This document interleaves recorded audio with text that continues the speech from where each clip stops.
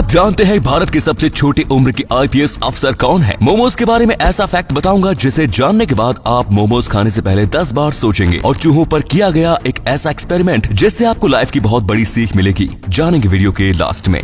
Number 10, क्या आप जानते हैं कि मैरिन जोसेफ वो आईपीएस ऑफिसर है जिन्होंने सऊदी अरब जाकर वहां रह रहे एक रैपिस्ट को पकड़कर भारत लाया। जी हाँ, असल मायने में ये लेडी सिंघम केरला की डीसीपी है और इस गद्दी पे बैठते ही जब उनके सामने 13 साल की बच्ची का रेप केस आया तो ये केस मैरिन ने अपने हाथों में ले लिया। उसमें किसी तरह की कोई अपडेट ना पाकर मरीन ने इसकी दिन रात जांच करवाई और पता चला कि ये व्यक्ति भागकर सऊदी जा चुका है, जिसे पकड़ने के लिए या तो इसे यहाँ आना होगा या फिर किसी को वहाँ जाना होगा। बस फिर क्या था, मैरिन सऊदी गई और इसे घसीटकर हिंदुस्तान ले आई, जिसके बाद मैरिन सोशल मीडिया पर ट्रेंड करने लगी और लोग इनके फैन हो गए। इसके अलावा मैरिन की एक और बड़ी अचीवमेंट भी है और वो है साल 2012 में इनका यूपीएससी में सिलेक्शन, जब महज 25 साल की उम्र में ये कारनामा कर मैरिन केरला कैडर की यंगेस्ट आईपीएस ऑफिसर बनी। मैरिन ने पहले ही अटेम्प्ट पर इस एग्जाम को पास किया। बचपन से पढ़ाई में होशियार मैरिन को सिविल सर्विसेज नन्ही सी एज में ही चढ़ गया था और इसमें उनका साथ दिया उनके माता पिता ने। पापा कृषि मंत्रालय में प्रिंसिपल एडवाइजर है और मम्मी इकोनॉमिक्स की टीचर, जिनकी पिटिया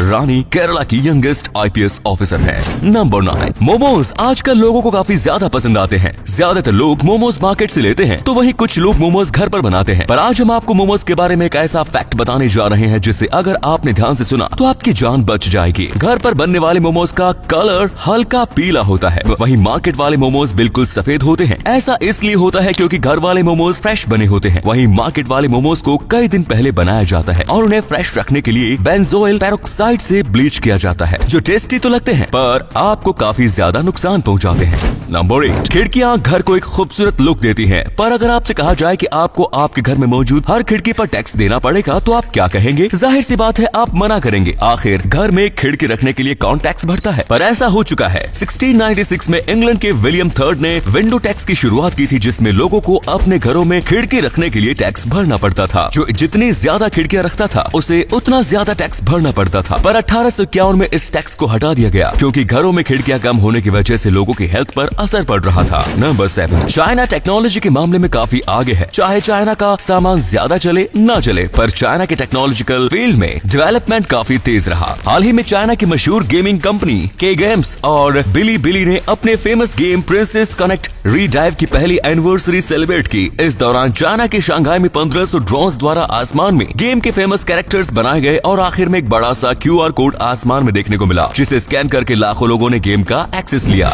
नंबर 5, नेचर में लाखों करोड़ों फिनोमिनन मौजूद हैं, जिनमें से सिर्फ कुछ ही इंसानों की पहुंच में है और इनमें से एक है ब्लू आइसबर्ग। ये फिनोमेनन तब सामने आया जब पानी पर जमी बर्फ पिघलती है और एक बड़ा बर्फ का टुकड़ा जो कि पानी के नीचे दबा था बाहर निकल कर आता है। ये ब्लू आइसबर्ग प्योर बर्फ के बने होते हैं, इसलिए इनका कलर बिल्कुल नीला होता है जो बाद में ग्लेशियर का रूप ले लेते हैं। ये फिनोमेनन कितना शानदार है इसका अंदाजा आप इस फोटो को देखकर लगा सकते हैं। ऐसे आइसबर्ग 2010 में पहली बार अलास्का में देखे गए। नंबर 4, टेक्नोलॉजी ने इंसान को इतना आदी बना लिया है कि अब बिना फोन के रहना काफी मुश्किल काम जैसा लगता है। पर क्या आप जानते हैं कि इस चीज की भविष्यवाणी 1953 में ही की जा चुकी थी? सैन फ्रांसिस्को की Pacific telephone and telegraph company के प्रेसिडेंट और डायरेक्टर मार्क आर सुलिवान ने 1953 में एक इंटरव्यू के दौरान कहा था कि फ्यूचर में लोग फोन्स को हर टाइम कैरी करेंगे। लोग एक दूसरे से बात करने के साथ साथ एक दूसरे को देख भी सकेंगे और उनकी ये भविष्यवाणी आज कितनी सटीक बैठती है इसका उदाहरण देने की जरूरत नहीं। नंबर 3, आपने गुब्बारे फुलाते हुए देखा होगा कि उन पर कंपनी का नाम या कोई लोगो बना हुआ होता है, पर क्या कभी आपने सोचा है कि आखिर इस काम को कैसे किया जाता है? इस काम के लिए ऑटोमेटिक बलून प्रिंटिंग मशीन का इस्तेमाल किया जाता है। सबसे पहले इस सर्कुलर मशीन के हर सांचे में एक एक गुब्बारा फिट कर दिया जाता है। फिर जैसे ही गुब्बारा प्रिंटिंग प्लेट के नीचे पहुंचता है तो ये मशीन उन्हें फुला देती है ताकि उस पर आसानी से प्रिंट किया जा सके। प्रिंट सूखते एक व्यक्ति उन गुब्बारों को मशीन से हटाकर आगे पैकिंग के लिए भेज देता है और ये पूरा प्रोसेस काफी तेज होता है जिसे स्लो मोशन में ही समझा जा सकता है। नंबर 2, काफी लोगों को एडवेंचर ट्रिप्स इतने पसंद होते हैं कि वे हर साल सिर्फ उस टाइम का इंतजार करते हैं जब उनका सामना सबसे बड़े खतरों से होगा और वो भी उनकी अपनी मर्जी से। पर कुआलालंपुर के